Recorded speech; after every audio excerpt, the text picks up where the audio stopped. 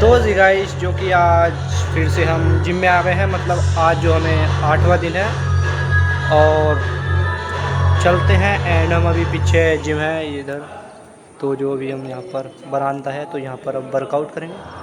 तो उसके बाद जो हम आपको मसल गेनर कराएंगे, मतलब आपको जो आज मतलब हर चीज़ की एक्सरसाइज बताएंगे। और तो चलो चलते हैं। तो वीडियो देखने से पहले सब्सक्राइब करो एंड लाइक। तो